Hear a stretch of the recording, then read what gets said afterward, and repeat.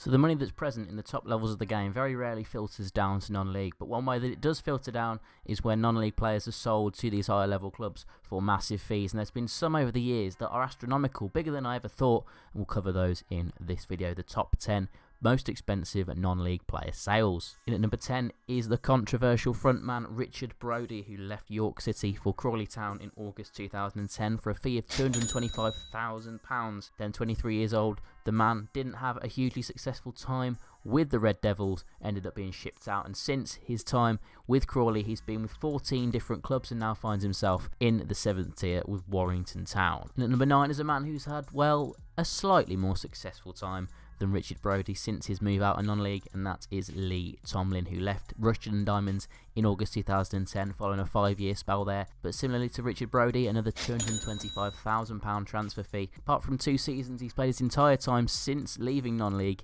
in the Championship and Premier League, and this year he finds himself in the Premier League with Cardiff City. So if we mark Brodie as being unsuccessful following his big money move and Tomlin being successful, then somewhere in the middle we find number 8, and that is Luke O'Neill. The right back spent the 12-13 season with Mansfield Town, his only season with the club after signing on a free transfer, and it was a pretty good profit for them. They sold him for £225,000 in June 2012 to Burnley. He made himself a regular in the Burnley team.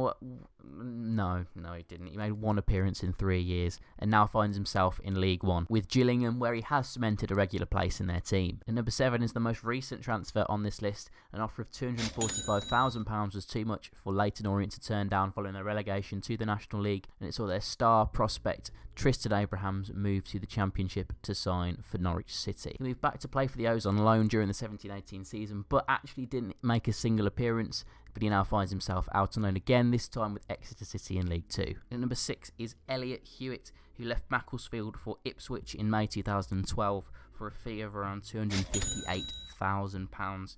He was 18 at the time and was a big prospect on FIFA 12 in career mode. He was great to bring in as an absolute pace merchant at right back that used to grow into an absolute beast about 3 or 4 years in the future. But anyway, he moved to Ipswich, where he flattered to deceive, didn't really make a huge amount of appearances, and now plays for Notts County, where he has been for the last 3 years. Now into the top 5, and in at number 5 is a man who spent more time in his career in non-league than he has in the Championship, which is where he plays now, and that is Lee Gregory. He moved around multiple different non-league clubs prior to him signing for Halifax back in the days when they were in the Northern Premier League. He scored 29 goals in 36 appearances in his final season with Halifax.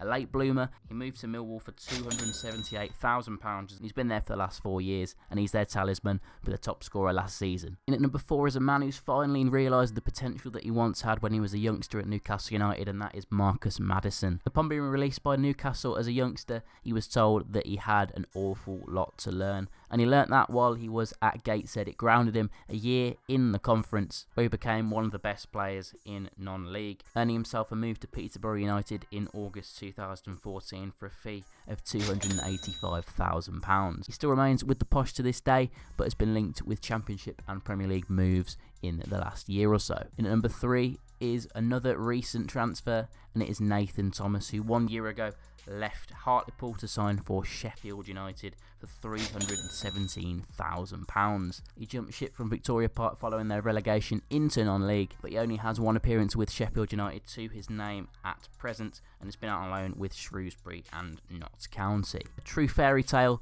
is in at number 2, and that is Joe Loli, who was plucked from 10th tier Littleton by Kidderminster Harriers back in 2013. A local team managed by his dad, then he played for them while he was at university. He was given a trial at Kidderminster, scored a hat-trick on his first match in pre-season, given a contract, scored 9 goals in 21 games, including an important goal in the FA Cup third round, was sold to Huddersfield for £325,000 in January 2014, where he's gone on and played in the Premier League and now plays for Nottingham Forest in the Championship. And finally, in at number 1, let me know your thoughts, who you think number 1 is. Do you know it off the top of your head before seeing it?